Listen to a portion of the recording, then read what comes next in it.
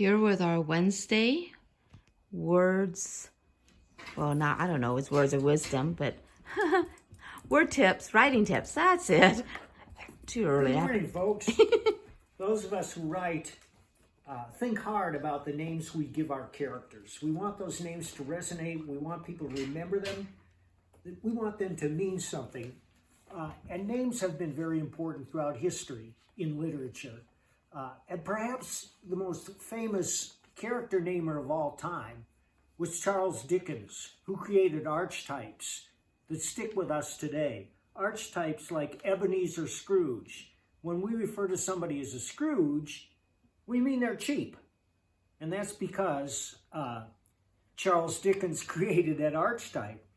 He also came up with names like Miss Havisham, Bob Cratchit, Jacob Marley, Fagin, Uriah Heep. And of course, Uriah Heep refers to an unctuous toady, somebody who's always groveling and trying to please, and also refers to a good heavy metal band. And of course, in Oliver, the bad guy was named Bill Sikes. I wonder if he chose the name Sikes because of its similarity to the psychological term psycho or psychotic. Then we can look at Shakespeare. Now the question is, did Shakespeare choose those names so they would resonate, or do they resonate today because Shakespeare chose them? Romeo, Juliet, Lady Macbeth, Ophelia, Iago, Shylock. Shylock. We all know what Shylock means. It means a cheap Jew. But that, the play in which it appears was one of the first pleas for equality for Jews, for does a Jew not bleed? If you prick him, doth he not bleed?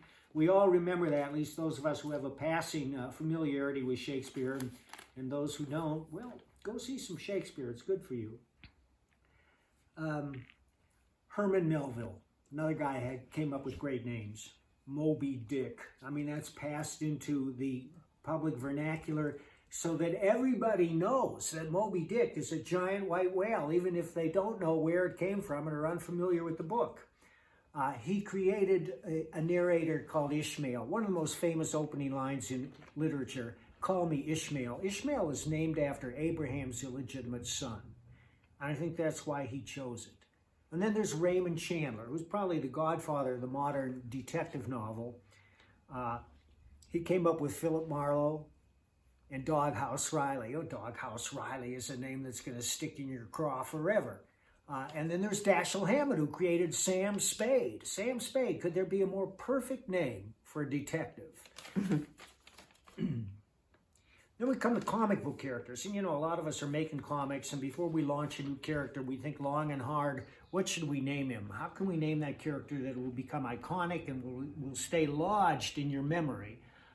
You know, just look to Stan Lee. Stan Lee's names, he grabbed so many good names and created the archetype for the type of name we use in comics with the Hulk, the Thing, Scarlet Witch, Peter Parker, Aunt May, Uncle Ben, Dr. Doom, Submariner. He kind of created the template for the way we think of comic book names today. Now, I think a lot about names, and in fact, if I come across a name I like, I'll write it down and use it. I had a record recently, and the artist was thanking people who assisted. Oh man, I'm spacing that name. But it was like, oh yeah, he says, and I want to thank Evil Finkelstein. Evil Finkelstein, I wrote that down right away. And I used it in an upcoming comic. But when I think of my characters, I think of Nexus, whom I named Horatio Hellpop. And the reason I did that was because it's unique as the type of name you won't forget. And also Norbert Sykes, the Badger. And I confess, I did name him Sykes to refer to his mental condition.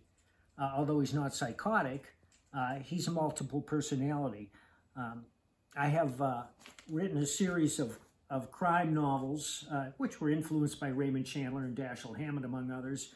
They're under the heading Biker, the Biker novels. And my protagonist is named Josh Pratt. I was riding into town in Madison, Wisconsin one day, and I passed a roadside memorial to Josh Pratt, a young bicyclist who tragically lost his life right there at that spot when he was struck by a car. And I knew I had to use that name in my fiction. So names can come from anywhere. You can make them up, or you can see them and hear them and write them down. Because if it's a unique name, chances are that not everybody is familiar with it. The question is, does it reflect your character, and will it resonate with the readers?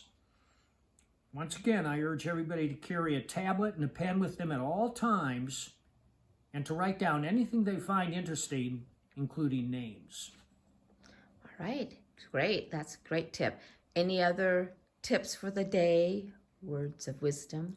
Always take a hat. So Mike encourages me in the winter to wear a hat in the house. I'm like, we have heat for a reason. All right, so hopefully you're enjoying these Wednesday writing tips. We are trying to do them each Wednesday. I think so far we've been pretty good. We've done them, haven't we done them several weeks in a row now? Oh, okay. Mike is done talking, I can tell. All right, thanks for watching. Bye-bye.